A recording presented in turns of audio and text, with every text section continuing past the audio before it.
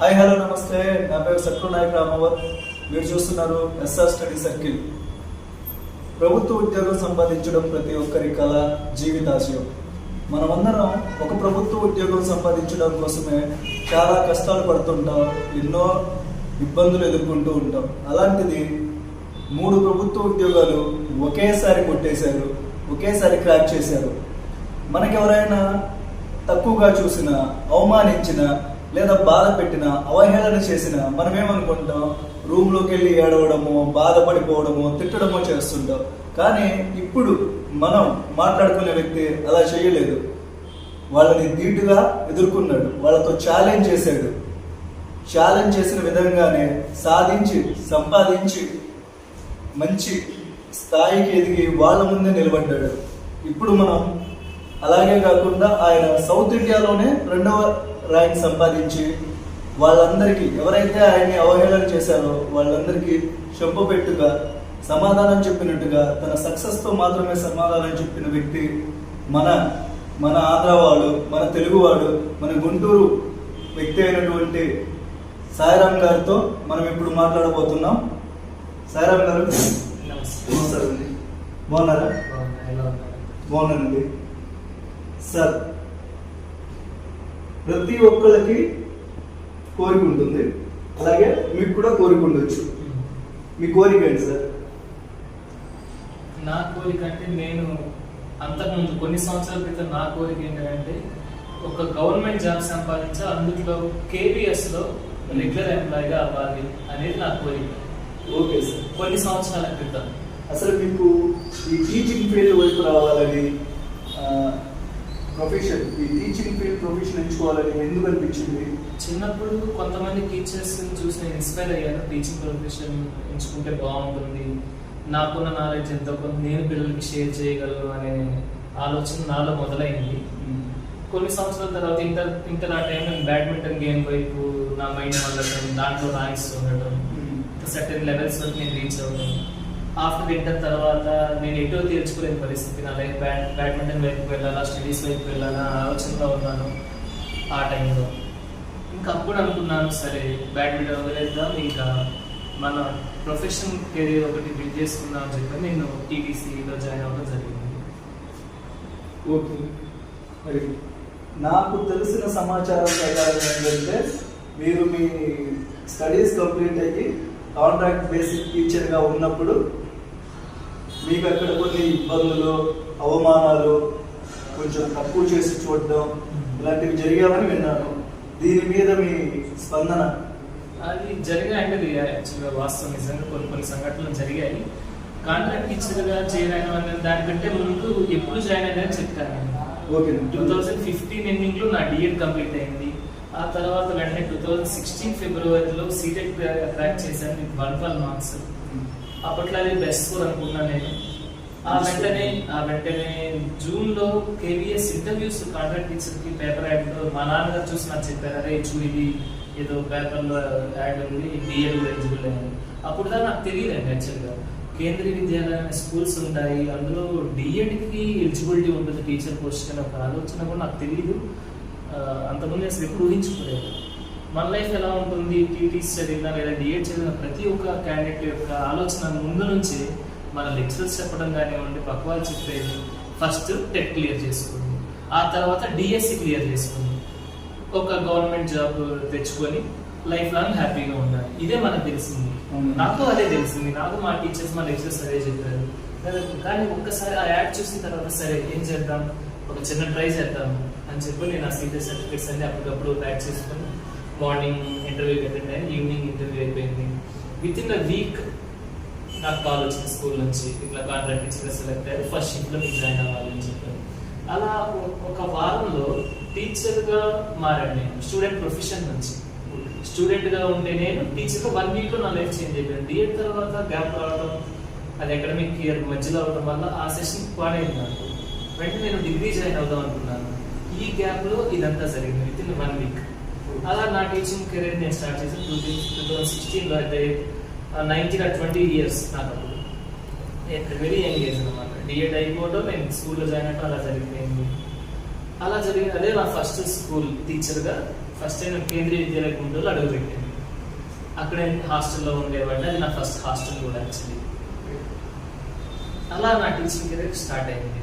ఇక అక్కడ నుంచి చిన్న చిన్నగా పిల్లల్లో మంచి అభిప్రాయం రావడం, పేరెంట్స్ మంచి ఇమేజ్ క్రియేట్ అవ్వడం, నాకు కొంతమంది టీచర్స్ నన్ను బాగా ఎంకరేజ్ చేయడం, ఇలా అంతా చాలా బాగా జరిగింది 2016-17 కూడా. మిమ్మల్ని కొంతమంది ఇబ్బంది పెట్టారని, అలాగే కొంచెం తక్కువ చేసి చూశారని, దానికి సమాధానంగా మీరు ఒక 50-60 మంది మధ్యలో స్టాఫ్ రూమ్లో చూడండి, నేను ఇదే KVSలో రెగ్యులర్ టీచర్గా జాబ్ కొట్టి మీ ముందుకు వస్తాను అని చెప్పడం, ఓకే, ఈ విధంగా మీరు అలా ఛాలెంజ్ చేయడం, మళ్ళీ రెగ్యులర్ టీచర్గా అడిగి రావడానికి మీ ప్రయాణం ఏమన్నా ఉందో కొంచెం చెప్పగలరా? యాక్చువల్గా ఇలాంటి అవమానాలు నేను ఫేస్ చేశాను. కాంట్రాక్ట్ టీచర్గా చాలా మంది ఏంటంటే కేంద్రీయ విద్యాలయంలో కాంట్రాక్ట్ టీచర్స్ అంటే వాళ్ళకి ఏం రాదు, ఊరికే జాబ్ పర్పస్కి వస్తారు, సరదాగా టైం పాస్ వెళ్ళిపోతారు అని అనుకుంటారు చాలా మంది. కానీ అది నిజానికి తప్పండి. కేంద్రీయ విద్యాలయంలో కాంట్రాక్ట్ టీచర్ ఎట్లా అవ్వాలంటే రిటన్ టెస్ట్ క్లియర్ చేసుకోవాలి, ఇంటర్వ్యూస్ క్లియర్ చేసుకోవాలి, మనకి సరైన స్కిల్ ఉంటేనే మనం సెలెక్ట్ అవుతాం అక్కడ. అలాంటిది కొంతమంది, నేను అందరి గురించి చెప్పను, అందరూ అలా ఉంటారని చెప్పి కొంతమంది కాంట్రాక్ట్ టీచర్స్ తక్కువ చూపడం అలా చేస్తారు. నాకు కూడా అవమానం ఎదురయ్యాయి. డైరెక్ట్ కొంతమంది teachers after all contract teacher అన్నారు. ఒక వైస్ ప్రిన్సిపల్ కూడా ఆఫ్టర్ ఆల్ కాంట్రాక్ట్ టీచర్ నేను చెప్పింది చేయని చెప్పారు. అలా ఎలా చెప్తారు అసలు కదా? అది ఇక మనం చెప్పలే, ఆ మనిషికి ఉన్న అహంకారం కావచ్చు, మేము రెగ్యులర్ గానే ఒక ఇది కావచ్చు.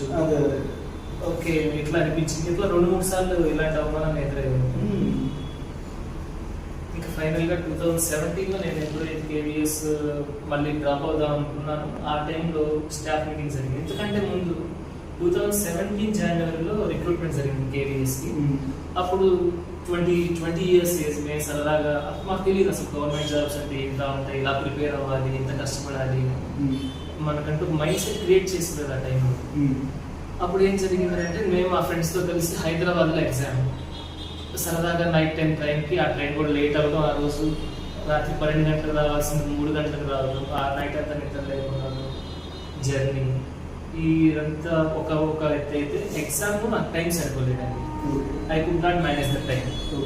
దాన్ని బట్టి నాకు ఫైనల్గా స్కోర్ చూసుకుని చూస్తే 2 మార్క్స్లో నేను రిటన్ టెస్ట్ మిస్ అయ్యాను, ఇంటర్వ్యూ జనరల్ కేటగిరీలో ఫస్ట్ అటెంప్ట్ లో. నాకు అప్పుడు పెద్ద బాధ అనిపించింది, ఎందుకంటే 20 years ఏజ్, మనకు తెలియదు అసలు ఏంటి గవర్నమెంట్ జాబ్ ఇలా చేయాలి, ఎంత చదవాలి, ఏం చేయాలి అనే మైండ్ సెట్ కూడా నాకు లేదు. ఆ తర్వాత సరే అలా గడిచిపోయింది. 2017 అదే రిక్రూట్మెంట్ లో పోస్ట్ తెచ్చుకున్న వాళ్ళు అందరూ north Indians, most of the people. 2017లో మా స్కూల్లో దాదాపుగా 10 మంది వచ్చి జాయిన్ అయ్యారు, 10 మంది పైన. అప్పుడు నాకు బాధ అనిపించిన వాళ్ళు చూసి, అదే నాకే కనుక 2 మార్క్స్ వచ్చింది, నేను ఇంటర్వ్యూకి క్వాలిఫై అయ్యింది, నేను కూడా ఇలానే వేరే స్కూల్లో ఉండేవాడిని కదా అని అప్పుడు బాధ అనిపించింది. అప్పుడు కూడా ఒక వేకెన్సీస్ నాకు ఉన్నాయి స్కూల్లో. వాళ్ళు వచ్చినప్పటికీ కూడా కేవీలో ఎలా ఉంటుందంటే కాంట్రాక్ట్ టీచర్స్ పరిస్థితి, రెగ్యులర్ వాళ్ళు ఎప్పుడు వస్తే నెక్స్ట్ డేనే, ఆ నెక్స్ట్ మినిటే కాంట్రాక్ట్ టీచర్స్ వెళ్ళిపోవాల్సింది. ఓకే, అంత గ్యారంటీ లేని పోస్ట్.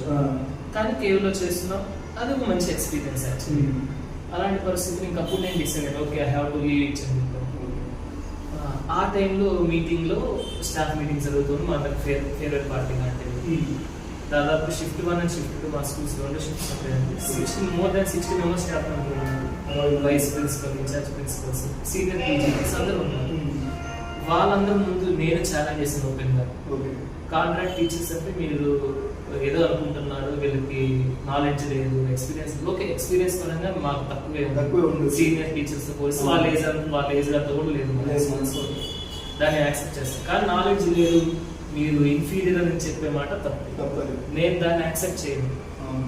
నేను ఖచ్చితంగా జాబ్ కొట్టగలను, అందులో నేను కొట్టి చూపిస్తాను, ఫస్ట్ జాబ్ తెచ్చుకున్నాడు నేనే ఉంటానని చెప్పి ఛాలెంజ్ చేస్తాను అందరికీ. అలా చెప్పి నేను వచ్చేసాను కేవీ నుంచి. 2017 అక్టోబర్లో జరిగిన విషయం, అక్టోబర్ 24th ఎగ్జాక్ట్. ఆ జాబ్ రిజైన్ చేసి వచ్చేసాను. ఇక్కడ నుంచి ఇంకో ఫేస్ చూసాను. అదే అంటే సార్ ఇప్పటిదాకా కొంచెం మనీ ఎర్న్ అవుతుంది, చదువుకోవడానికి మంత్లీ 21,000 21,000 అంటే అప్పుడు నాకు పెద్ద ఖర్చే లేదు. అవును. హాస్టల్లో ఉన్నాను, హార్డ్లీ నాకు 5,000-6,000 ఖర్చు అయ్యేది. నచ్చిన బుక్స్ కొనుక్కోవచ్చు, అవును. ఏ ఇష్టమైన చదువుకోవచ్చు. మరి ఒక్కసారిగా ఆ జాబ్ వదిలేసిన తర్వాత మీ ఎర్నింగ్ సోర్స్ కూడా పోయింది. పోయింది. ఓకేనా? మరి మీకు ప్రిపరేషన్ కానీ చదువుకోవడానికి కానీ చాలా ఇబ్బంది అయి ఉంటుంది కదా. అయింది. ఇంటికి అడగడం అయింది. అంటే ఇంటికాడ నుంచే మీ దగ్గర నుంచి ఎక్స్పెక్ట్ చేస్తూ ఉంటారు, సంపాదిస్తున్నాడు అబ్బాయి, ఇప్పుడు మీరు ఒకసారి జాబ్ వదిలేసి మీరే పంపించండి, నేను మళ్ళీ చదువుకుంటాను అన్నంత అంత బాగోదు. వాళ్ళు కూడా కొంచెం ఇబ్బందిగా ఫీల్ అవుతారు కదా. మరి మీరు ఆ పీరియడ్ ని ఎలా ఫేస్ చేశారు? నిజంగా అది నా లైఫ్ లో ఒక డార్క్ ఫేజ్ అండి. 2017 అక్టోబర్ లో మా హెచ్ఎం సార్ కూడా నన్ను 2-3 సార్లు చెప్పారు, అమ్మా చూసుకో, నువ్వు వెళ్ళిపోతున్న జాబ్ వదిలేసి 21,000 శాలరీ, బయట ఇప్పుడు పోస్టింగ్ ఏం లేదు, బయటకు వెళ్ళి ఏం చేస్తావు, జాబ్స్ రావడం అంత ఈజీగా లేదు, డిఎస్సి ఎప్పుడు వస్తుంది తెలియదు, స్టేట్లో చూసుకున్నాం, ఏవిఎస్ ఎప్పుడు వస్తుందో తెలియదు, మొన్నే అయిపోయింది రిక్రూట్మెంట్ అని మా లక్ష్మీ మేడం, తన సీనియర్ టీచర్, నాకు మదర్ లాంటి వాళ్ళు, తను కూడా 2-3 సార్లు చెప్పాను. ఆర్ట్స్ సార్ ఒకసారి సీనియర్ టీచర్, తను చెప్పాను చూసుకోండి మీరు తొందరపడుతుంది చెప్పారు. అయినా కూడా నేను వాళ్ళు ఎవరు మాట వినలేదు. నా మైండ్లో ఒకటే ఉంది, నన్ను నేను ప్రూవ్ చేసుకున్నాను, నన్ను నేనేంటో నేను ఈ ప్రపంచానికి చూపించాలి అని అనుకున్నాను. Then I decided and I left the school.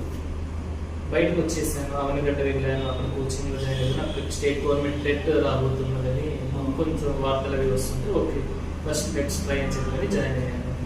అక్కడ వాతావరణం పూర్తిగా వేరే. ఇప్పటి వరకు నాకు ఇప్పుడున్న క్రేజ్ కానివ్వండి, పిల్లల్లో క్రేజ్, టీచర్స్తో ఉన్న ఇది, నాకున్న ఇమేజ్ మా ఊళ్ళో చుట్టుపక్కల, అక్కడికి వెళ్ళిన తర్వాత చూస్తే కొన్ని వేల మంది నేను ఒకటి ఓకే ఒక నిస్సహాయులాగా ఉండిపోయాను. ఏంటంటే స్టేట్ టీచర్ కి చదివే వాళ్ళు, సంపాదించుకోవాలనుకునే వాళ్ళందరూ ఆడే ఉంటారు. రెండు తెలుగు రాష్ట్రాల నుంచి వచ్చిన అభ్యర్థులు అంతా అక్కడే ఉంటారు. వాళ్ళందరి మధ్యలో మీకు కొంచెం నాకు ఇబ్బంది ఇబ్బంది ఖచ్చితంగా అనిపించింది. ఏంటంటే అప్పుడు దాకా నేను ఏదో సంథింగ్ ఒక ఊహలో తెలిపోతున్నాను, మనకి అంత బాగానే ఉంది, ఎర్న్ చేస్తున్నాం, మంచి పేరు వస్తున్నది, ఇప్పుడు అంత బాగుంది అనిపించింది. సడన్ గా సోర్స్ ఆగిపోయింది, ఇన్కమ్ సోర్స్ ఆగిపోయింది, నేను జాబ్లో లేను, నాకు ఆ ఫేమ్ లేదు, ఆ పాపులారిటీ లేదు, అప్పుడు నేను అనుభవించిన పాపులారిటీ నాకు అక్కడ లేదు. అన్ని వేల మంది నేను ఒక్కడిగా ఎవరో తెలియదు, ఒక అనామకులాగా ఉండిపోయాను. అప్పుడు అనిపించింది ఒక లైఫ్ లో ఎలా కూడా ఉంటుంది, మనం ఇప్పుడు దాకా ఊహించుకున్న జీవితం వేరు, ఇక్కడ చూస్తున్న జీవితం వేరు అని అనిపించింది. అప్పుడు అదే టైంకి మీకు ఇంకో విషయం చెప్పాలండి, 2016లో కేవీఎస్ జాయిన్ అయిన తర్వాత కాంట్రాక్ట్ టీచర్గా డిస్టెన్స్ మోడల్లో ఆచార్య నాగార్జున యూనివర్సిటీ నుంచి బిఎస్సికి అప్లై చేశాను డిస్టెన్స్.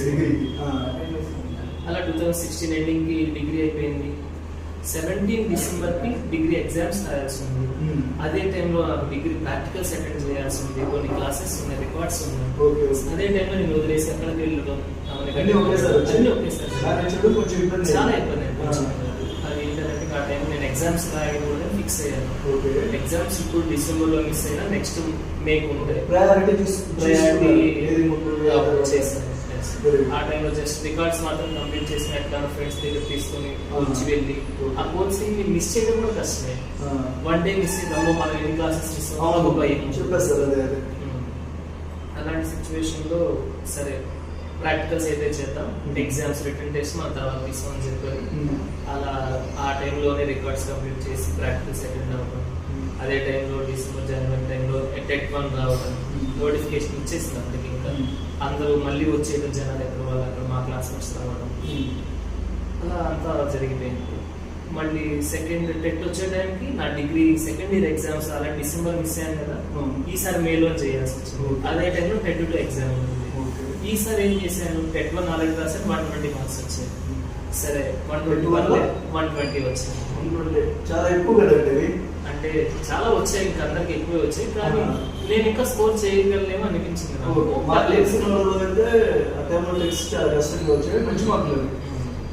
పర్లేదు అనిపించింది. అప్పుడు ఆన్లైన్ టెస్ట్ రావడం, అది కూడా ఫస్ట్ టైం అన్ని సెషన్స్ సరే ఈసారి టెట్ 2 వదిలేద్దాం, డిగ్రీ సెకండ్ ఇయర్ క్లియర్ చేసుకున్నాను చెప్పని ఇది ఫోకస్ అంటే డిగ్రీ సెకండ్ ఇయర్ మీద తీసుకొచ్చాను.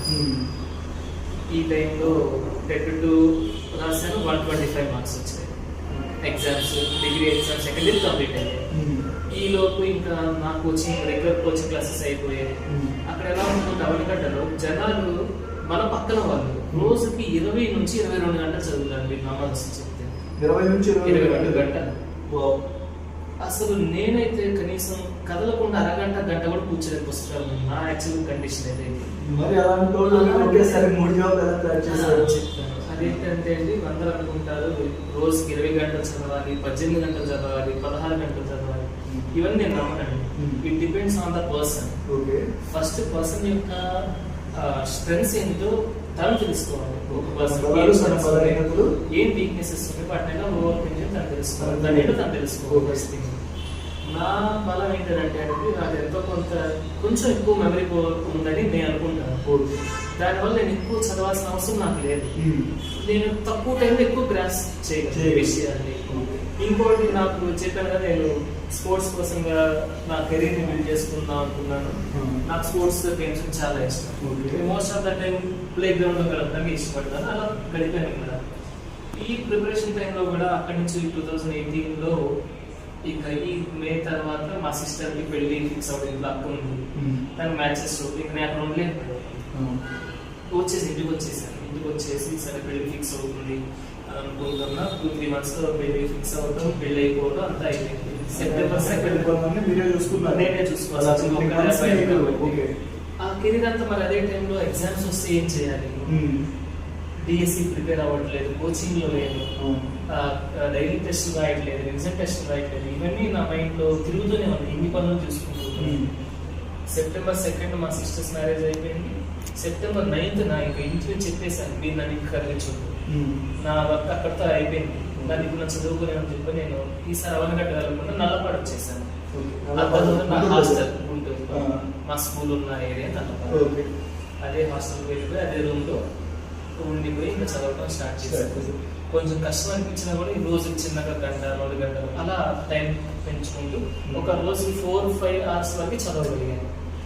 ఈ గ్యాప్ లో మా ఫ్రెండ్ రఘు అని తను కూడా షిఫ్ట్ టు గుంటూరులో కాంట్రాక్ట్ టీచర్ చేశాను నాతో పాటు. మేమిద్దరం చాలా మంచి ఫ్రెండ్స్.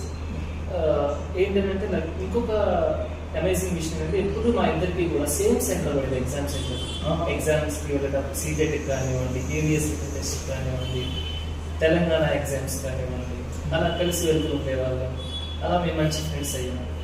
రఘు కూడా గుంటూరులోనే ఉండేవాడు. సరే కంబైన్ స్టడీస్ చేసుకుని తను నా రూమ్కి రావడం, వచ్చినా చదివేది. మీకు తెలుసు కంబైన్ స్టడీస్ అంటే ఎలా ఉంది, కాసేపు చదువుతాం, టాపిక్ ఎక్కడ మొదలైతే ఎక్కడ ఎండ్ అయిపోతుంది. ఈలోపు మళ్ళీ టిఫిన్ బ్రేక్, ఆ తర్వాత కాసేపు చదవడం, మళ్ళా రెస్ట్, మళ్ళీ మధ్యాహ్నం భోజనం, బ్రేక్, చాలా టైం వేసారు. అయినా కూడా అదే షెడ్యూల్ నేను ఫాలో అయ్యాను.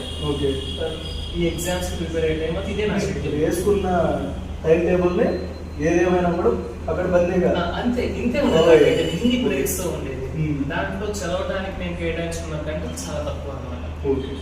అయినా కూడా నేను చేయగలిగానంటే నాకు ఓకే, నేను బాగానే నా ప్లాన్ ప్రకారం నేను బాగానే ఎగ్జిక్యూట్ చేసిన అనిపించింది. ఇంకా అదే టైంలో మీకు చెప్పాలి, సెప్టెంబర్ 11-20 డిగ్రీ ఎగ్జామ్స్ ఉన్నాయి. అప్పుడు డిగ్రీ 3rd year వచ్చేసాను. మరి 2nd year కంప్లీట్ అయిపోయింది. 3rd year ఎండింగ్ లో అవేర్నెస్ ఉంది. DT+D ఎగ్జామ్స్ ఉన్నాయి. KVS నోటిఫికేషన్ రిలీజ్ అవుతుంది విత్ ఇన్ ఫ్యూ డేస్ లో. డిఎస్సి కండక్ట్ చేయబోతామని నోటిఫికేషన్ స్టేట్మెంట్స్ వస్తూ ఉన్నాయి. సెప్టెంబర్లో డిఎస్సి, అక్టోబర్లో డిఎస్సి, నవంబర్లో డిఎస్సి, ఇలా చెప్పుకుంటూ వస్తున్నారు. సిలబస్ మారిపోతుంది. నేనేం చేయాలి, ఫుల్ డైలమాలో ఉన్నాను నేను ఆ టైంలో. ఎవరిని సజెషన్ అడగాలో తెలియదు. అందరూ అదే ఫేజ్ లో ఉన్నారు. నా క్లాస్ ఫ్రెండ్స్ కూడా వాళ్ళ కెరీర్ బిల్డ్ చేసుకునే ఇదిలో ఉన్నారు. ఆ టైం సరే నేను అనుకున్నాను, ఫస్ట్ ప్రయారిటీ ఇచ్చుకున్నాను. ఫస్ట్ సెప్టెంబర్లో DT+D వచ్చింది. వీటన్నిటికీ ఏంటంటే syllabus different syllabus, different pattern exams కూడా, వాటికి డిఫరెంట్ ప్రిపరేషన్ కూడా అవసరం ఉంది, ప్లాన్ అవసరం ఉంది. సార్ DT+D ప్లాన్ చేసుకుని ఢిల్లీ వెళ్ళి వచ్చేసాము. I gave the test, exam అయిపోయింది. ఆ నెక్స్ట్ టార్గెట్ KVS లేదా DSC, ఈ 2 వీక్లో డిగ్రీ ఎగ్జామ్స్ ఉన్నాయి. ఓకే, ఇప్పుడు ఏం చేయాలి? DSC స్టేట్ గవర్నమెంట్ తీసుకుంటే ఎగ్జామ్స్ పోస్ట్పోన్ అవుతూ ఉన్నాయి. డేట్ వారానికి ఒకసారి డేట్ మారిపోతుంది, 2-3 రోజులకు ఒకసారి సిలబస్ మారిపోతూ ఉంది. స్టేట్ లో DSCకి ఏం చేయాలి అర్థం కాని పరిస్థితి. ఈలోపు KVS నోటిఫికేషన్ రానే వచ్చేసింది. ఎగ్జామ్ డేట్స్ డిసెంబర్లో, డిసెంబర్ 21st or 22nd జరిగింది 2018 KVS.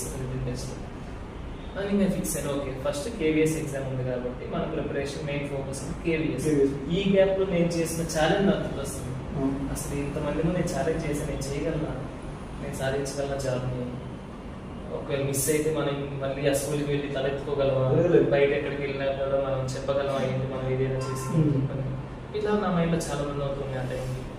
అవన్నీ పక్కన పడేసి నా మేజర్ బలం ఏంటంటే సెల్ఫ్ కాన్ఫిడెన్స్ అండి. నా మీద నాకు నమ్మకం చాలా ఎక్కువ. ఓకే మనం చేయగలం.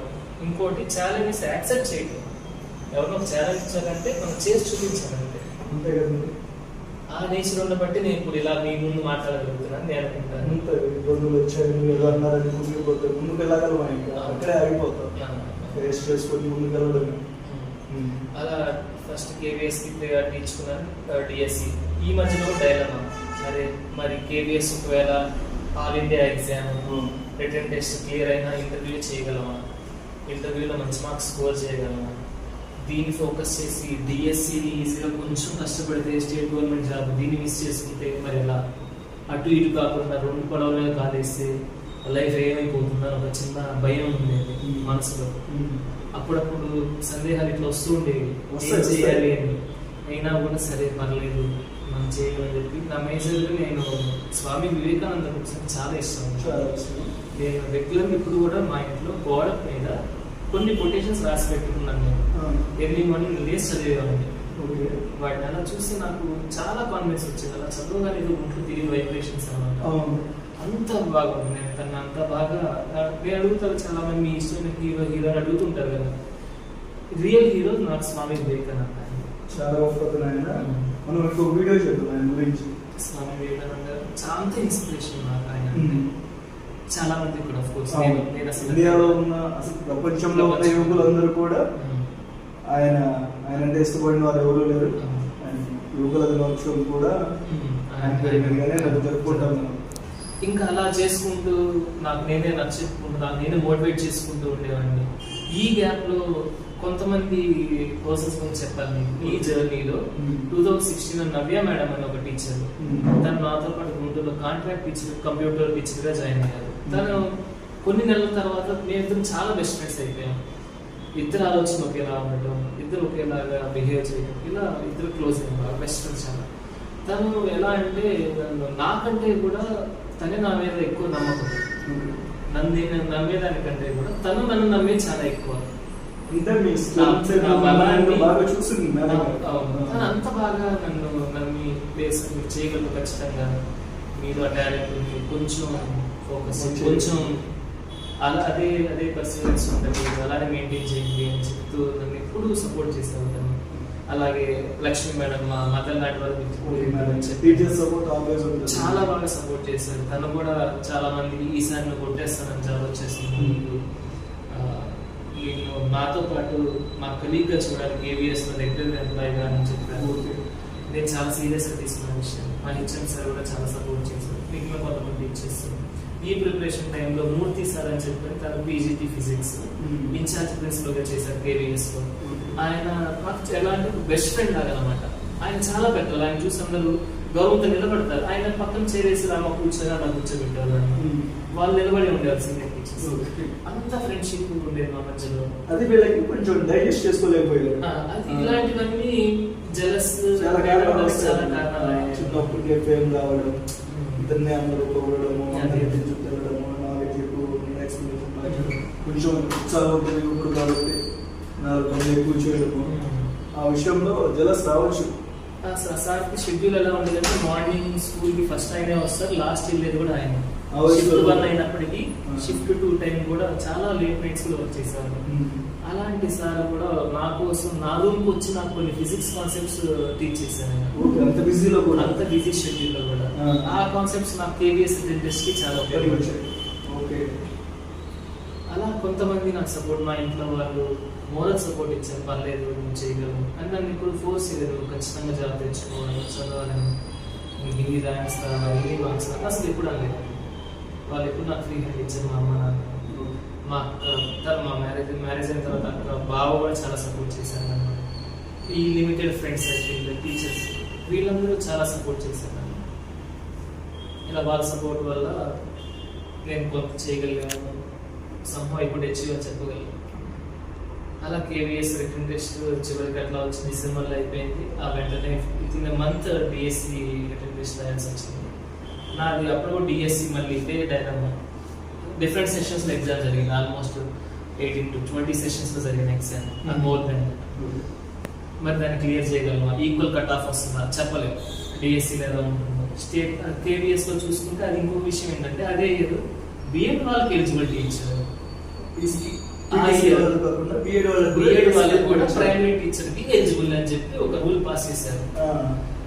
అసలే సిలబస్ ఎక్కువ ఉంది, పోస్టులు తక్కువ ఉన్నాయి, ఆల్ ఇండియా కాంపిటీషన్ అని చేయగలమా, బిఎడ్ వాళ్ళు వచ్చారని ఎగ్జామ్ పేపర్లో ఎలా ఉంటుంది, ఇదే జరిగింది. అనుకున్నది జరిగించే వాళ్ళు పేపర్ చాలా టఫ్ గా ఉంది, చాలా లెంతీ క్వశ్చన్స్ వచ్చాయి, టఫ్నెస్ పెరిగింది పేపర్. బిఎడ్ వాళ్ళని ఫిల్టర్ చేయగలరు, మరి ఫిల్టర్ ప్రాసెస్ ఉంటుంది. ఎగ్జామ్ రాసి బయటకు వచ్చిన తర్వాత హోప్స్ నేను కొంచెం డౌన్ అయ్యాను, ఏంటి మరి చేయగలమా, పేపర్ చాలా టఫ్గా ఉంది, మరి ఏంటి పరిస్థితి అనుకుంటూ సరే చూద్దాంలే ఎలా వస్తుంది తర్వాత కట్టాలి అనుకున్నాను. ఈరోజు విత్ ఇన్ ఫ్యూ డేస్లో డిఎస్సి రిటర్న్ టెస్ట్ అయిపోయింది. 27th January రిటర్న్ టెస్ట్ అయింది. 30th రిజల్ట్ వచ్చింది. ఈలో గ్రూప్ నాతో పాటు పనిచేసిన భారతీ మ్యామ్ అని తను కాంట్రాక్ట్ టీచర్ చేసాం, మేమందరం రాసాం. మా కాంట్రాక్ట్ టీచర్ ఫ్రెండ్స్ అంతా కూడా కేవీఎస్ రాసారు. తను సెలెక్ట్ అయిపోయింది. గ్రూప్ నాకు పెట్టేసింది ఈలో మెసేజ్, సాయి నేను సెలెక్ట్ అయ్యాను అని చెప్పింది. సరే నాకు పీడిఎఫ్ పెట్టు అని చెప్పి నేను పెట్టి నేను చెక్ చేసుకుంటూ ఉన్నా. నేను జనరల్ కేటగిరీలో చూసుకుంటూ ఉన్న కింద నుంచి ఓకే నాకైతే నా పేరు కనిపించింది. నా భయం మొదలవుతుంది చిన్నగా, అదే ఏంటి జనరల్ కేటగిరీ కింద కూడా లేదు మన పేరు, మధ్యలో కూడా లేదు. అలా చూసుకుని పైకి వెళ్తే సెకండ్ ప్లేస్ లో నా పేరు. సౌత్ ఇండియాలో సెకండ్ వచ్చారు మీరు. సదరన్ స్టేట్స్ నుంచి నాది సెకండ్ ర్యాంక్. ఈ రోజు అదే మెసేజ్ చేసి గ్రూప్ లో మా స్కూల్ గ్రూప్ లో ఫ్రెండ్స్ గ్రూప్ లో అలా పోస్ట్ చేసేసింది. సాయి టాప్ సెకండ్ ర్యాంక్ వచ్చింది సదరన్ స్టేట్స్ నుంచి.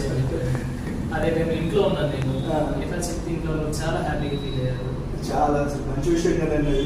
ఇంకో ట్విస్ట్ ఏంటంటే 2017 లో 2 మార్క్స్ మిస్ అయిన ఎగ్జామ్, అది ఇక్కడ సెకండ్ ర్యాంక్ లో సెకండ్ ర్యాంక్ అంటే అది మామూలు విషయం కాదు. అది జనరల్ కేటగిరీ నాకు సదరన్ స్టేట్ సెకండ్ ర్యాంక్ వచ్చింది. దాంతో పాటు మీరు చేసిన ఛాలెంజ్ కూడా సక్సెస్ అయినట్టే కదా. ఆల్మోస్ట్ వన్ స్టెప్ ఒక స్టెప్ ఉంది ఇంకా. ఇంటర్వ్యూ చేస్తే one step away from it అన్నమాట. ఓకే ఒక స్టెప్ లో చేయగలను.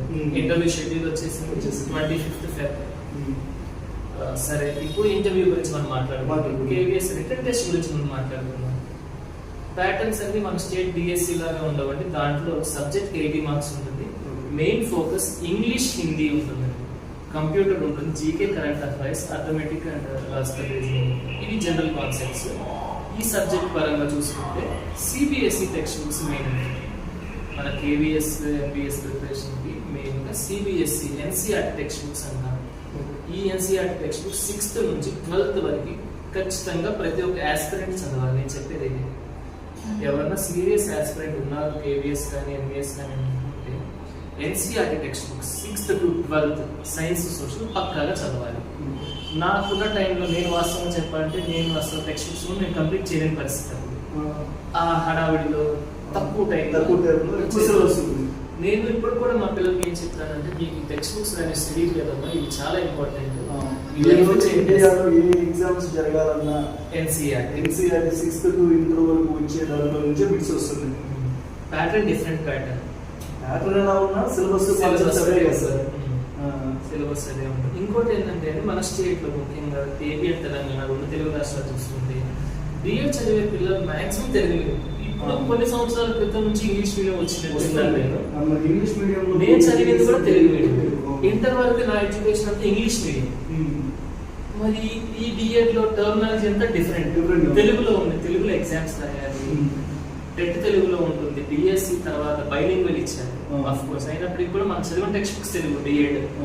అక్కడ వరకు చదివేది ఇంగ్లీష్. ఎగ్జామ్ ఒకలా, క్వశ్చన్ ఒకలా ఉంటుంది, చాలా డిఫరెంట్ గా ఉంటాయి. అలాంటి ఫేసెస్ పదాన్ని తెచ్చి పెడతాడు, తెలుగుని ఇంగ్లీష్ లో తెచ్చి పెడతాడు, ఒరిజినల్ ట్రాన్స్లేషన్ తెచ్చి. ఇలాంటి పరిస్థితుల్లో మన తెలుగు రాష్ట్రాల నుంచి ఎవరన్నా ఒక అభ్యర్థి టీటీసీ డిఎడ్ ఇలా చదివిన వాళ్ళు కేవీఎస్ అటెంప్ట్ చేయడానికి చాలా మంది భయపడతారు. ఎందుకంటే మెయిన్ రీజన్ మనం చదివిన డిఎడ్ ఈ మెథడాలజీ అంతా తెలుగులో ఉండడం, ఇక్కడికి వచ్చినప్పుడు కేవీఎస్ ఇంగ్లీష్ ఆర్ హిందీలో ఉండడం క్వశ్చన్ పేపర్. ఈ ఇది నార్త్ వాళ్ళకి ఎందుకు బెనిఫిట్ అవుతుంది అంటే వాళ్ళు చదివేది Hindi medium, English methodology Hindi మీడియంలో ఉంటుంది, క్వశ్చన్ పేపర్ హిందీ హిందీ మీడియంలో మీడియంలో ఉంటుంది. సో ఇప్పుడు అర్థమైంది ఎందుకు మనకంటే నార్త్ వాళ్ళకి ఎక్కువ వస్తాయి అంటే వాళ్ళ Main reason మెథడాలజీలు లాంగ్వేజ్ అవే కాబట్టి. మన వాళ్ళు ఎందుకు KVS లో సౌత్ వాళ్ళు పర్టికులర్గా తెలుగు వాళ్ళు ఎందుకు తక్కువ మంది ఉన్నారు అంటే ఇవన్నీ కారణాలు. చదివేది తెలుగు మీడియం, రాసేది ఇంగ్లీష్ హిందీలో. ఇది ఒకటైతే చాలా మంది మన వాళ్ళు ఇంగ్లీష్ అయితే ఎంతమంది మేనేజ్ చేయగలరు.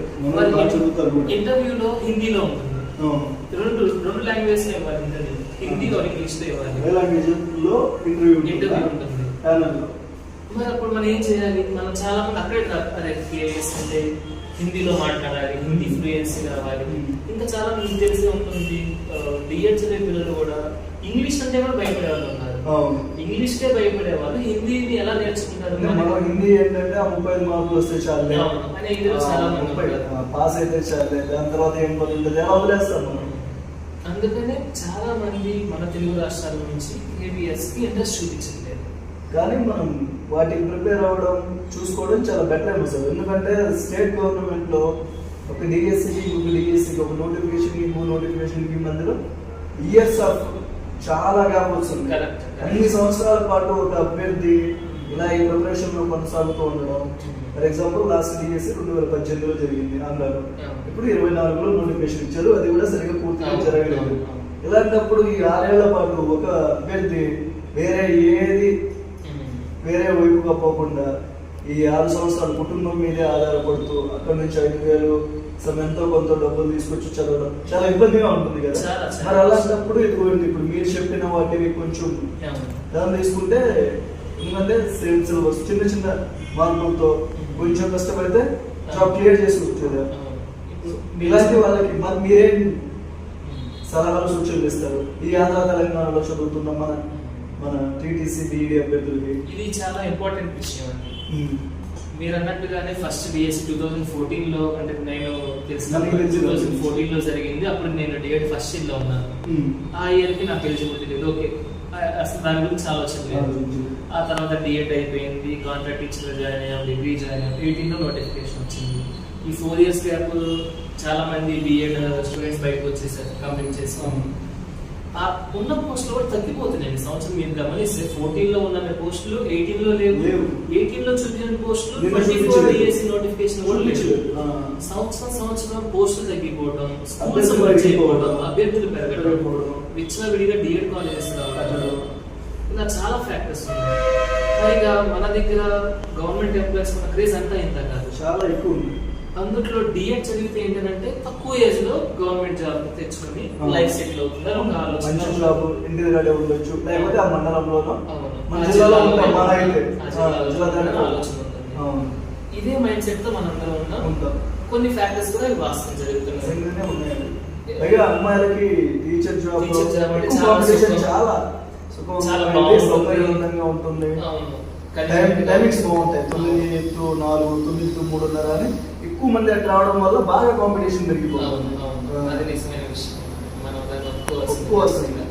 అలా మనం చూస్తే ప్రతి సంవత్సరం స్కూల్స్ మెర్జ్ అయిపోవడం, పిల్లలు రేషనలైజేషన్ ప్రాబ్లమ్స్ వల్ల స్కూల్ తీసేయడం, స్కూల్స్ తీసేయడం, టీచర్స్ ఎక్సెస్ అయిపోవడం, ఇలా చాలా కారణాల్లో పోస్టులు తగ్గుతున్నాయి, పోటీ పెరుగుతుంది. మరి ఏం చేయాలి?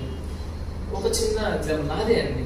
2016 వరకు కూడా నా ఆలోచన ఏంటి, 16 కి ముందు ఓకే టెట్ క్లియర్ చేసుకోవాలి, డిఎస్సిలో ర్యాంక్ రావాలి, SGPగా మన జిల్లాలో పోస్ట్ తెచ్చుకోవాలి. ఇదే మైండ్ సెట్. మన టీచర్స్ అదే చెప్పారు, లెక్చరర్స్ అదే చెప్పారు, మన ఫ్రెండ్స్ మధ్యలో కూడా అదే మాట్లాడుకుంటాం.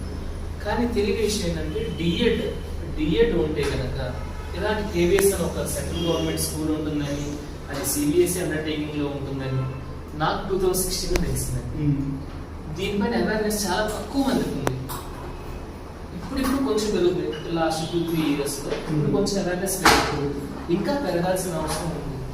ఇంకోటి ఏంటంటే మన దగ్గర కోచింగ్ సెంటర్స్ అవైలబిలిటీ లేకపోవడం, సరైన స్టాండర్డ్ మెటీరియల్ లేకపోవడం ఫస్ట్. మన డిఎస్సి చూసుకుంటే అవనిగడ్డ అని, ఇంకో చోట కనిగిరి అని చెప్పారు, ఇంకా చాలా చోట్ల రకరకాల ఇష్యూస్, వాళ్ళ స్టడీ మెటీరియల్. ఒక ఎగ్జామ్కి మనం 50 పుస్తకాలు చదివేస్తూ ఉంటాం. న్యూస్ పేపర్స్ చదువుతాం, కరెంట్ అఫైర్స్ చదువుతాం, రకరకాల బుక్స్ టెక్స్ట్ బుక్స్ చదువుతాం. మనకి కేవీఎస్కి వచ్చినప్పటికీ సరే తెలిసినా కూడా ఒక చిన్న మెటీరియల్ దొరుకుతుంది మనకు ఆన్లైన్లో. అరిహంత్ కానివ్వండి, ఉప్కార్ కానీ ఒక చిన్న మెటీరియల్. మరి ఒక చిన్న మెటీరియల్ అంత సిలబస్ ఎలా కవర్ చేయాలి? మనకి ఫస్ట్ రిసోర్స్ లేదు, అవగాహన లేదు. అవగాహన అంటే రిసోర్స్ లేదు, కోచింగ్ సెంటర్స్ లేదు, గైడెన్స్ లేదు ఫస్ట్. ఇవన్నీ మన సెలెక్షన్ ఆపడానికి ఈ మేజర్ కారణాలండి. ప్రత్యేకించి సదరన్ స్టేట్ నుంచి ఎందుకు టీచర్స్గా కేవీఎస్లో రావట్లేదు అంటే ఇవన్నీ కారణాలు. నేను వీళ్ళకి ఏం చెప్తానంటే, మీరు టెట్ ఒక్కటే ఫోకస్ చేయకూడదు, స్టేట్ టెట్ ఒక్కటే ఫోకస్ చేయకుండా central teacher eligibility test CTET అని ఉంటుందండి. అది అంతకుముందు ఇయర్కి ట్వైస్ కండక్ట్ చేసేవాళ్ళు. ఇప్పటి నుంచి అది ఇయర్లీ వన్స్ అవుతుంది ఆ ఎగ్జామ్. దాని మీద ఫోకస్ చేసుకోండి ఫస్ట్. మనం టార్గెట్ ఎప్పుడు సీటెట్ మీద పెట్టుకోండి. క్వాలిఫై అవ్వడానికి సిలబస్, మార్క్స్ ఇదేమన్నా చెప్తారా? సీటెట్ కూడా దాదాపుగా కేవీఎస్ రిటర్న్ టెస్ట్ లో ఉండే ప్యాటర్న్ ఉంటుంది. కానీ సీటెట్ లో ఇంకొక ఫ్లెక్సిబిలిటీ ఏంటంటే మదర్ టంగ్ ఒకటి చూస్ చేసుకోవచ్చు, మన ఇష్టం వచ్చిన లాంగ్వేజ్. ఇప్పుడు మన మదర్ టంగ్ తెలుగు కాబట్టి మనం తెలుగు 30 మార్క్స్ చూస్ చేసుకున్నాం. 5 సబ్జెక్ట్స్ 530 150 మార్క్స్. అక్కడ 30 మార్క్స్ మనం స్కోర్ చేసుకుని క్వాలిఫై నేర్చి ఉంటుంది. జస్ట్ క్వాలిఫైయింగ్ టెస్ట్ అనమాట. మనకి స్టేట్ లో లాగా టెట్ లో ఇన్ని మార్క్స్ వస్తే మెయిన్ అలా ఉండదండి. Just qualifying marks. జనరల్ కి 60% అంటే 90 మార్క్స్ రావాలి. ఇంకా వీటికంటే ఎక్కువ వచ్చినా కూడా యూజ్ లేదు, వాటికంటే తక్కువ వస్తే క్వాలిఫై కాదు. సో ఫస్ట్ మనం ఇప్పుడు సీటెట్ క్లియర్ చేసుకోవడానికి ఉండాలి. నేను ఇచ్చే సజెషన్ ఏంటంటే, ఇప్పుడు ఉన్న టీచర్ అభ్యర్థులు ఎవరైతే ఉన్నారో, డిఎడ్ చదివిన వాళ్ళు కానివ్వండి, బిఎడ్ చదివిన వాళ్ళు కానీ, వాళ్ళు ఫస్ట్ సీటెట్ పేపర్ 1 అంటే ప్రైమరీ టీచర్ కోసం అండి, సీటెట్ పేపర్ 2 సెకండరీ టీచర్ కోసం. ఫస్ట్ సీటెట్ని క్లియర్ చేసుకోవడానికి ప్లాన్ చేసుకోవాలి.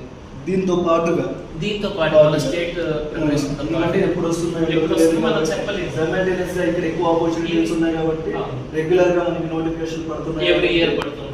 మంచి సాలరీ కూడా ఉంటుంది. సాలరీ బాగుంటుంది కాబట్టి మనం వీలైనన్ని ఎక్కువ ఆప్షన్స్ చూసుకొని సైమల్టేనియస్ గా ప్రిపరేషన్ ఒకే ప్రొఫెషన్ టీచర్ ఒకటే కాబట్టి రెండు దారులు.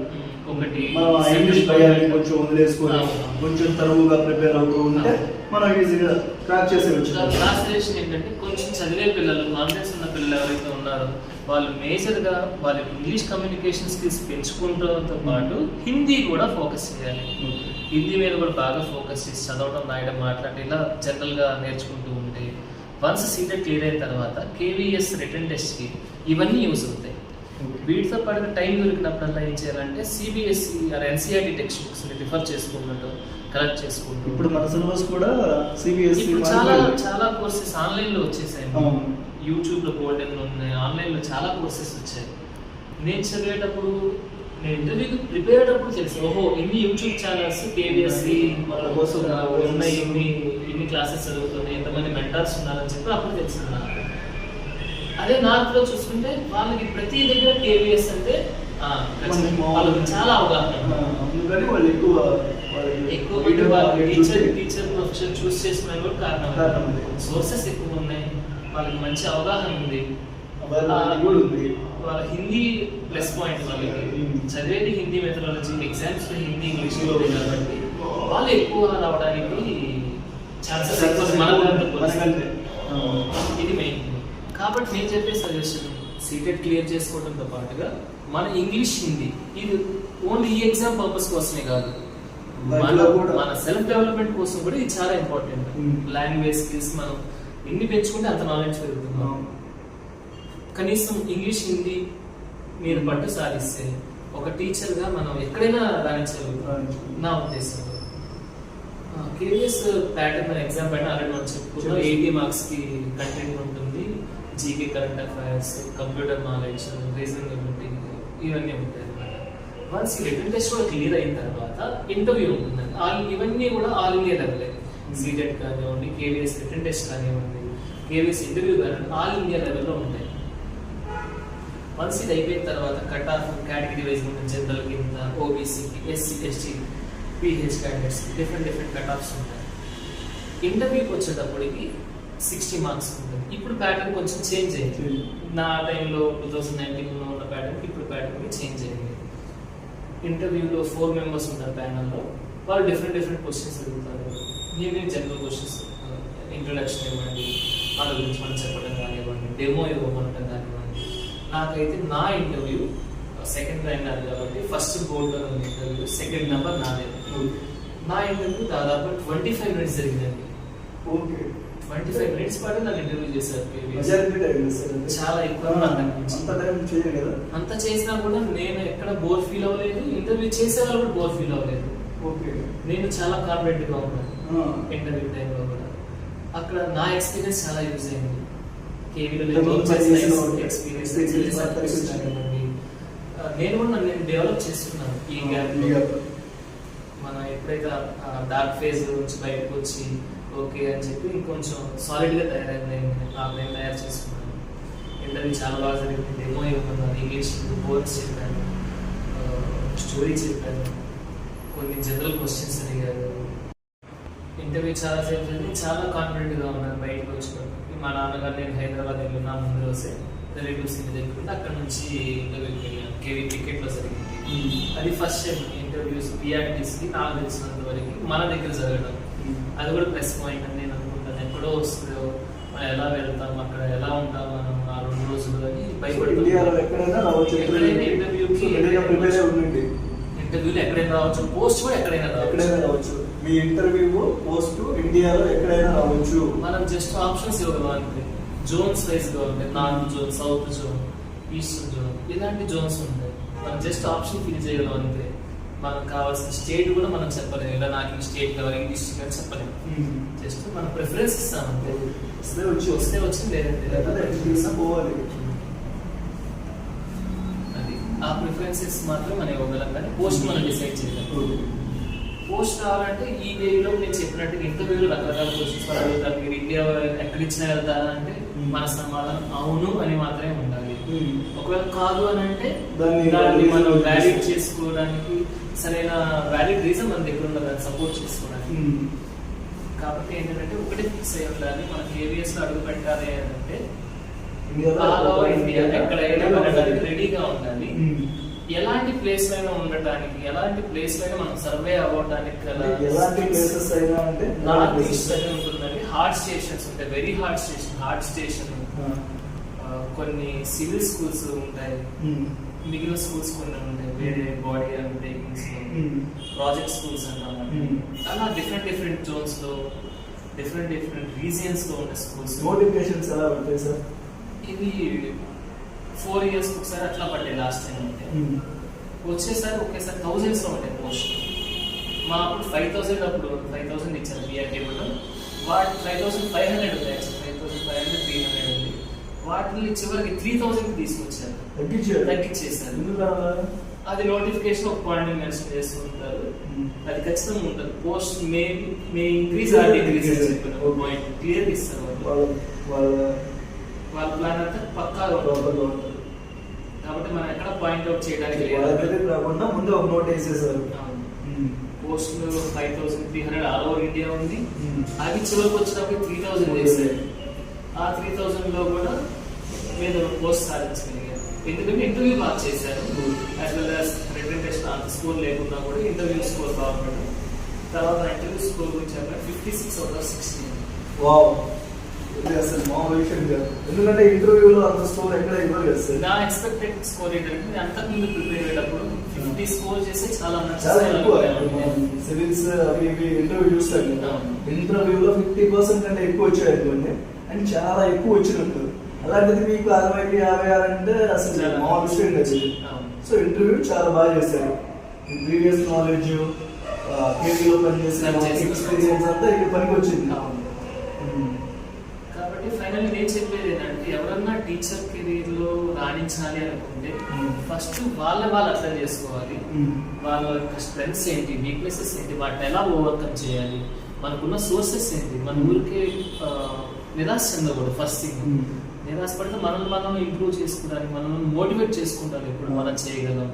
ఇప్పుడు డిఎస్సి కాకపోతే కేవీఎస్, అలాగే ఎన్విఎస్ మన గ్రాడ్యుయేషన్ కానివ్వండి, మన ఎడ్యుకేషన్ క్వాలిఫికేషన్స్ క్వాలిఫికేషన్ మీద ఏమేమి ఉన్నాయో ఎలా చూస్ చేసుకోవాలి మనం. ఇది ఒక కేవీఎస్ లేదా డిఎస్సి టీచర్ ప్రొఫెషన్ కే కాదండి, ఏ ప్రొఫెషన్ నేను ఇచ్చే సజెషన్ ఇది. ఇప్పుడు చాలా మంది యూత్ ఏమనుకుంటారంటే ఇంకోటి, ఎంతో మంది కాంపిటీషన్ లో మనకి స్టేట్ గవర్నమెంట్ జాబ్ కానీ సెంట్రల్ గవర్నమెంట్ జాబ్ వచ్చిందా, ఏం చేస్తాం, ఏదో ప్రైవేట్ జాబ్ లేదంటే ఏదో సాఫ్ట్వేర్ ఫీల్డ్లోకి వెళ్ళిపోదా అనుకుంటున్నాను.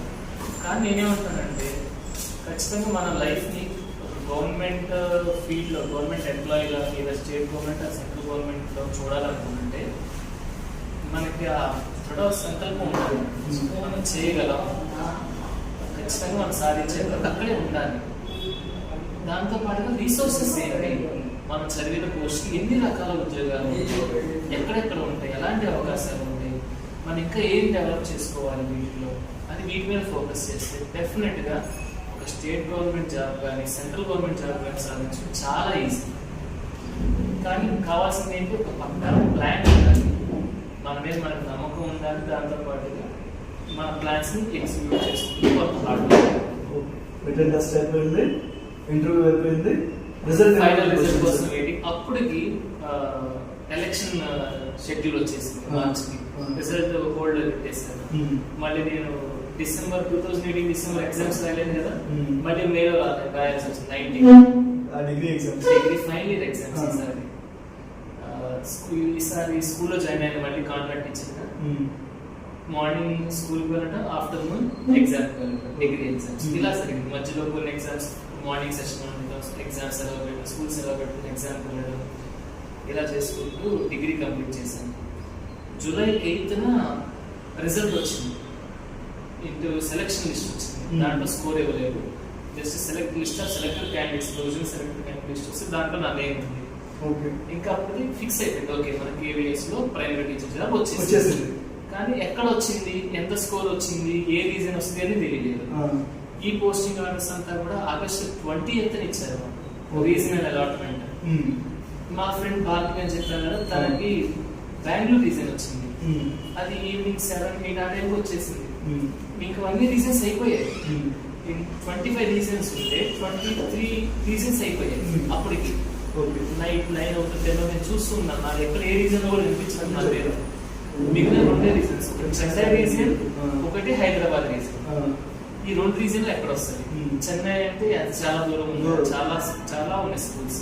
హైదరాబాద్ రీజన్ లో 72 స్కూల్స్ ఉన్నాయి, ఏపీ అండ్ తెలంగాణలో 72 స్కూల్స్. వీటిలో ఎక్కడ వస్తుంది? చెన్నై రీజన్ ఎక్కడ వస్తాయి? ఈలోపు నేను మా అక్క బాబాలు చెప్పుకుంటాను, మా ఫ్రెండ్స్ కూడా చెప్పుకుంటాను. నైట్ 11:30కి మా అక్క వాళ్ళు ఫోన్ చేశారు లిస్ట్ చూసి. పోస్టింగ్ వచ్చింది కేవీ సత్తెనపల్లి అని. పోస్టింగ్ వచ్చింది సొంత రాష్ట్రంలోనే, సొంత రీజియన్, సొంత జిల్లాలోనే వచ్చింది. జనరల్ గా జరగదు, జనరల్ ఇండియాలో మొత్తం అన్ని జిల్లాలు అన్ని స్కూళ్ళలో మన జిల్లాలోనే పోస్ట్ రావడం చాలా, అది ఒక రకంగా నాకు హోమ్ టౌన్ లాంటిది. చెప్పాను, మా అమ్మమ్మ వాళ్ళు ఆ సత్తెనపల్లి దగ్గరలోనే అనమాట వాళ్ళ విలేజ్. మా అమ్మమ్మ తాతలు అక్కడే ఉంటారు కాబట్టి అది నాకు హోమ్ టౌన్ లాంటిది. ఇప్పుడు మీరు ఈ జాబ్ కొట్టేసిన తర్వాత, వచ్చిందని తెలిసిన తర్వాత, మీకు ఫిక్స్ అయిపోయింది, వచ్చేసిందని తెలిసింది కదా, మరి మీకు ఎవరెవరైతే ఆ రోజు అలా అన్నారో వాళ్ళ దగ్గరికి మళ్ళీ వెళ్ళడం కానీ, వాళ్ళకి మళ్ళీ ఇదిగో నేను చెప్పినట్టుగానే సాధించి చూపించాను అని చెప్పడం కానీ చేశారు? యాక్చువల్లీ వెళ్దాం అనుకున్నాను, కానీ వాళ్ళు అప్పటికే ఆ స్కూల్ నుంచి వేరే స్కూల్కి వెళ్ళిపోయారు, ట్రాన్స్ఫర్ అయ్యి. ఓకే, ప్రిన్సిపల్ గా ప్రమోట్ అయ్యి వేరే స్కూల్కి వెళ్ళిపోయారు. కానీ వాళ్ళు అక్కడ ఉన్నా లేకపోయినా తెలిసిపోయి ఉంటుంది. ఆ రోజు అలా అన్న అబ్బాయికి సెకండ్ టైం వచ్చింది సౌత్ ఇండియాలో, సదరన్ స్టేట్ లో చెప్పినట్టు సాధించాడు అని అనుకుని ఉంటారు వాళ్ళు. కానీ నా సక్సెస్ ని బాగా ఎంజాయ్ చేసిన వాళ్ళు మా ఫ్యామిలీ మెంబర్స్ కాకుండా నవ్య మేడం ఫస్ట్, లక్ష్మీ మేడం, మా హెచ్ఎం సార్, ఇంకా తర్వాత ఫ్రెండ్స్. నా ఫ్రెండ్స్ అందరూ చాలా లిమిటెడ్ అండి. నేను ఒక 10 మందితో 20 మంది తర్వాత గుంపులుగా తిరగడం నాకు అసలు ఇష్టం ఉంటుంది. నా ఫ్రెండ్స్ సర్కిల్ చాలా లిమిటెడ్. ఆ ఉన్న 4-5 నాకు చాలా క్లోజ్గా ఉంటారు, వాళ్ళతోనే ఉంటాను. ఇంకోటి ఉంటే ప్లే గ్రౌండ్ లో ఉంటారు, లేదంటే ఇంట్లో ఉంటారు, అంతే. బయట నుంచి చూసే వాళ్ళు ఏంటి, నాకు మంచి మార్క్స్ వస్తాయి కాబట్టి వీటి పుస్తకాలు కూడా 24 గంటలు వాళ్ళకి బుక్స్ వేరే ప్రపంచంలో వాళ్ళు అనుకుంటారు. కానీ నేను చదివే చాలా తక్కువ టైం. ఫైనల్ గా మన ఆస్పిరెంట్స్ కి ఓకేనా ఎవరైతే గవర్నమెంట్ జాబ్ కోసము, డిఎస్సి కోసము, గ్రూప్ 1, గ్రూప్ 2 ఏదో ఒక ప్రైవేట్ జాబ్స్ కోసము, గవర్నమెంట్ జాబ్స్ కోసము ఇలా ఏళ్ళ తరబడి కష్టపడుతూ ప్రిపరేషన్లో ఉంటారు కదా సార్, వీళ్ళకి ఏమన్నా చెప్పాలనుకుంటున్నారు మీరు? నేను చెప్పేది ఒకటి ఆల్రెడీ వరకు చెప్తూనే ఉన్నాను. ఫస్ట్ సెల్ఫ్ కాన్ఫిడెన్స్ ఇంపార్టెంట్ అండి. ఆ తర్వాత ప్రాపర్ ప్లానింగ్ ఉండాలి. మనం చూస్ చేసుకునే పాత్ కరెక్టా కాదా, మనం చిన్నప్పటి నుంచి మనం ఫిక్స్ అయి ఉండాలి. ఒక 10 ఆప్షన్స్ పెట్టుకోవద్దు. ఇప్పుడు 1 లేదా 2 ఆప్షన్స్ పెట్టుకోండి. దాని నుంచి మనం ఏం చేయగలం, మనం ఈ కోర్స్ తీసుకుంటే తర్వాత మనకి యూజ్ ఏంటి, మనం ఎటువంటి జాబ్ సాధించగలం, మన కెరీర్ ఎలా ఇంప్రూవ్ చేసుకుని దాని నుంచి ఆలోచించుకోవాలి. దానికి తగ్గ రీసోర్సెస్ ఏంటి ముందు నుంచి కలెక్ట్ చేసి పెట్టుకోవాలి. ఇంకొకటి ప్రాపర్ ఎగ్జిక్యూషన్ ఆఫ్ ప్లాన్ని మనం ప్రాపర్గా ఎగ్జిక్యూట్ చేయాలి.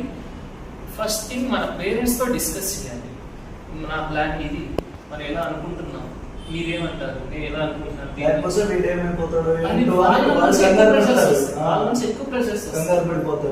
కాకుండా మనం ఏమనుకుంటున్నాము అని కుటుంబంతో కూడా కూర్చొని మాట్లాడగలిగితే మనం ప్రాబ్లమ్స్ సాల్వ్ చేయగలం. ఎందుకంటే ఎవరేమనుకున్నా కూడా మన వాళ్ళకి అనుకున్న వాళ్ళకి మనం ఏం చేయబోతున్నాం. చాలా మంది ఏమవుతుందంటే అండి, 1 సంవత్సరం గవర్నమెంట్ జాబ్స్ కోసం కూర్చుంటారు. జాబ్స్ కాకపోతే పేరెంట్స్ తెలియదు ఎంత కష్టపడుతున్నారు.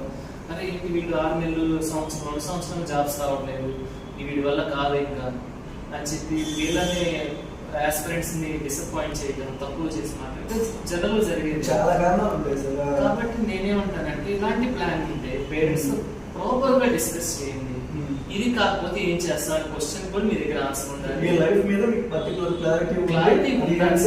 పేరెంట్స్ తో మన వాళ్ళతో మాట్లాడితే చాలు. అలా నేను చాలా మంది నా లైఫ్ లో చూశాను. నా క్లాస్మేట్స్ చూశాను, వాళ్ళు చదివింది ఒకటి చేసేది ఒకటి. చాలా మంది డ్రాప్ అవుట్స్ చూశాను, అక్కడ డిప్లొమా స్టూడెంట్స్ కానివ్వండి, ఇంకా రకరకాల స్టూడెంట్స్ చూశాను. వాళ్ళు ఏంటంటే అసలు ముందు ఎయిమ్ లెస్ అనమాట. వాళ్ళకంటే ఒక పర్టికులర్ ఎయిమ్ లేదు, పర్టికులర్ గోల్ లేదు. ఏదో టెంపరీ ఆనందాల కోసం లైక్ సిగరెట్, మందు ఇట్లాంటి వాటికి అలవాటు పడి వాళ్ళ జీవితాన్ని నాశనం చేసుకుంటున్నారు. ఇంట్లో వాళ్ళు మోసం చేస్తున్నారు, వీళ్ళే మోసం చేసుకుంటున్నారు. లైఫ్ స్పాయిల్ అయిపోతుంది టోటల్గా. చదువు లేదు అసలు, అంతకంటే ముందు క్రమశిక్షణ అసలే లోపిస్తుంది ఇప్పుడు. కాబట్టి ప్రతి ఒక్కళ్ళు మెయిన్గా మనల్ని మనం కంట్రోల్ చేసుకోవాలి ఫస్ట్. అది చాలా కష్టమైన విషయం, నేను చెప్తాను కానీ చాలా కష్టం. సెల్ఫ్ కంట్రోల్ చాలా కష్టం, కానీ మనం కంట్రోల్ చేసుకోవాలి. మన మీద మనకి క్లియర్ అవగాహన ఉండాలి ఫస్ట్.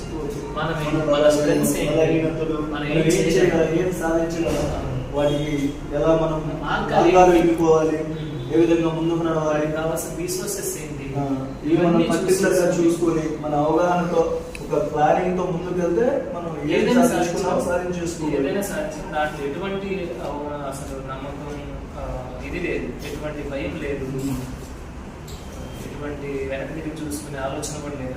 ఖచ్చితంగా మనం అనుకున్నది సాధించగలం. కాకపోతే టైం పట్టవచ్చు. మనం ఏదో ఒక్కసారి ఒక ఎగ్జామ్ ఇచ్చాము, ఫెయిల్ అయిపోయాం, ఇంక విత్డ్రా అవ్వకూడదు అక్కడ నుంచి. సరే నెక్స్ట్ టైం చూద్దాం. ఈ ప్రీవియస్ ఎగ్జామ్ మనం చేసిన మిస్టేక్స్ ఏంటి, నేను ప్రీవియస్ ఫస్ట్ రాసినప్పుడు టైం మేనేజ్మెంట్, ఇంకోటి ఈజీగా తీసుకున్న ఎగ్జామ్, అంత కాన్సన్ట్రేట్ చేయలేదు. ఆ మైండ్ సెట్ కూడా మైండ్ మేకప్ అంటాం, అది కూడా సరిగ్గా చేసుకోలేకపోయినాం. అదే రెగ్యులర్ ఎంప్లాయీ, రెగ్యులర్ పోస్ట్ రావాలి, ఏబిఎస్ అంటే ఎంత హార్డ్ వర్క్ చేయాలి, మనల్ని మనం ఎంత ఇంప్రూవ్ చేసుకోవాలి, మన కమ్యూనికేషన్ స్కిల్స్ ఎలా డెవలప్ చేసుకోవాలి, పర్సనాలిటీ ఎలా డెవలప్ చేసుకోవాలి, ఇలాంటివన్నీ చాలా. ఇవన్నీ మనం ఎప్పటికప్పుడు చెక్ చేసుకుంటాం. సెల్ఫ్ ఇవాల్యుయేషన్ మనల్ని మనం ఎప్పుడూ చెక్ చేసుకుంటూ ఉండాలి. అప్పుడు మనకు తెలుస్తుంది మనం ఎక్కడ ఏ ఏరియాని ఇంప్రూవ్ చేసుకోగలం. మనల్ని మనం ఇలా చేసుకుంటూ ప్రాపర్గా మనం వెళ్తే ఖచ్చితంగా ఏదో ఒక రోజు సక్సెస్ అనేది చూస్తాం లైఫ్. అంతే, అది రావాల్సిందే. థ్యాంక్ యూ సార్ గారు, మీ అమూల్యమైన సమయాన్ని ఎంతసేపు మాకు కేటాయించినందుకు. విన్నారు కదా ఫ్రెండ్స్, ఎవరికి సక్సెస్ ఒక రోజులోనూ ఒక రాత్రిలోనూ వచ్చేది కాదు. మనం ఇప్పటిదాకా ఏమని మాట్లాడుకున్నాం, సాయిరామ్ గారికి 3 గవర్నమెంట్ జాబ్లు వచ్చాయని చెప్పుకున్నాం. కానీ ఆయన అలా 3 గవర్నమెంట్ జాబ్లు సంపాదించడానికి గాను పడిన కష్టాన్ని, శ్రమల్ని, ఒడిదొడుకుల్ని, నిద్రలేని రాత్రులు, ఆర్థిక ఇబ్బందులు, అవమానాలు, వీటన్నిటినీ ఆయన ఎదుర్కొని నిలబడి ఈరోజు మన ముందు నిలబడ్డారు. జీవితం అంటే పగలు రాత్రులు కష్ట సుఖాలు ఎలా ఉంటాయో, మనల్ని జీవితంలో అవమానించే వాళ్ళు, తగ్గించి చేసేవాళ్ళు ఇలా ఉన్నట్టే మన పక్కన ఉండేటోళ్ళు. ఇప్పుడు సాయిరామ్ సార్ గారికి ఏ విధంగా అయితే లక్ష్మీ మేడం గారు ఉన్నారు, వాళ్ళ ఫిజిక్స్ సార్ ఉన్నారు, వాళ్ళ ఫ్రెండ్స్ ఉన్నారు, వాళ్ళ పేరెంట్స్ ఉన్నారు, మనకు కూడా మన వాళ్ళు ఉంటారు, మన కానోళ్ళు ఉంటారు. బాధలు వచ్చినప్పుడు, కష్టాలు వచ్చినప్పుడే మనం నిలబడి గట్టిగా బలంగా ఉండి, ఇప్పుడు మనందరికీ తెలిసిందే, ఒక గొడ్డలి తయారవ్వాలంటే ఆ ఇనుము కాలాలి, శుద్ధి దెబ్బలు తినాలి, చాలా కష్టాలు ఉంటాయి. అలాగే మనం కూడా ఒక బలమైన వ్యక్తిగా, సక్సెస్ఫుల్ పర్సన్ గా ఎదగాలంటే ఇలా అవమానాలు, వాళ్ళ ఇలా మాటలు, ఆర్థిక కష్టాలు, నిద్రలేని రాత్రులు, ఏడుపులు, ఇవన్నీ భరించి మనం ముందుకు నడిపించుకొని వెళ్ళాలి. అలాగే ఇప్పుడు దాకా విన్నారు కదా ఫ్రెండ్స్, ఏదో ఒక మన తెలుగు రాష్ట్రాల్లో ఏం జరుగుతుందంటే ఓన్లీ టెట్ అండ్ డిఎస్సి మాత్రమే అని అనుకుంటారు. దానికోసం 4 సంవత్సరాలు, 5 సంవత్సరాలు, 6 సంవత్సరాలు ఇంత టైం వేస్ట్ చేసుకుంటూ ఉంటారు. ఇలా కాకుండా సార్ గారు చెప్పినట్టు ఇప్పుడు ఇదే క్వాలిఫికేషన్స్ తో, ఇదే సిలబస్ తో ఇంకొంచెం మన స్ట్రెంగ్స్ ని పెంచుకొని ఇంకొంచెం ముందుకు వెళ్ళామనుకోండి, ఇంకా చాలా చాలా మార్గాలు ఉన్నాయి. వాటన్నిటిని మనం సాధించుకొని మన లక్ష్యాన్ని, మన గోల్స్ ని, మన గమ్యాన్ని మనం నెరవేర్చుకోవచ్చు. అలాగే ఈ టైం మేనేజ్మెంట్ కానీ, సార్ గారు చెప్పిన స్కిల్స్ ని కానీ, అవన్నీ మనం ప్రాపర్ గా ఫాలో అయ్యి మన లక్ష్యాన్ని, మన కోరికల్ని, మన ప్రతి మార్గాన్ని మన గమ్యం వైపుకి, సక్సెస్ వైపుకి నడిపించేలాగా, నెరవేర్చుకునేలా చూద్దామని నేను మీ సక్రు నాయక్ క్రమవత్. మీరు చూస్తున్నారు SR study circle. Thank you.